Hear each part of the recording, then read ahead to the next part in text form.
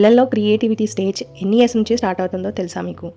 అదేనండి, పిల్లలు చాలా ఉత్సాహంగా, చాలా యాక్టివ్‌గా ఉంటారు కదా! అది ఏ స్టేజ్‌లో అంటే 5 నుంచి 13 సంవత్సరాల పిల్లలు చాలా క్రియేటివిటీ థింకింగ్‌ని కలిగి ఉంటారు. అయితే మనం ఆ స్టేజ్‌లో పిల్లలకి చాలా మోటివేషన్ చేయాలి. వాళ్ళు ఏది చేసినా ప్రోత్సహించాలి. వాళ్ళు ఏదైనా చేసి మనకు చూయించినప్పుడు వాళ్ళకి మోటివేషన్ ఇవ్వాలి.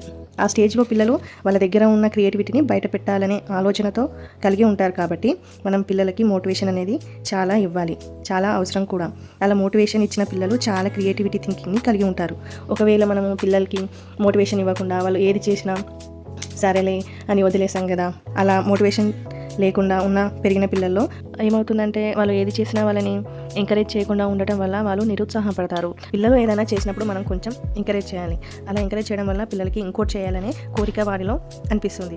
అలా చేయడం వల్ల వాళ్ళకి క్రియేటివిటీ థింకింగ్ అనేది ఎక్కువ అవుతుంది. అలా మనం ఎంకరేజ్ చేయకుండా వాళ్ళని డిస్కరేజ్ చేయడం వల్ల వారిలో క్రియేటివిటీ థింకింగ్ అనేది చాలా తగ్గిపోతుంది. ఈ 5 to 13 ఇయర్స్ ఏజ్లో ఉన్న పిల్లలకి తల్లిదండ్రుల ప్రేమ, కోపం కూడా అర్థమవుతుంది కాబట్టి పిల్లల్లో ప్రేమ, ఆప్యాయతలు బలంగా పెనవేసుకునే స్టేజ్ అని కూడా ఇది చెప్పవచ్చు.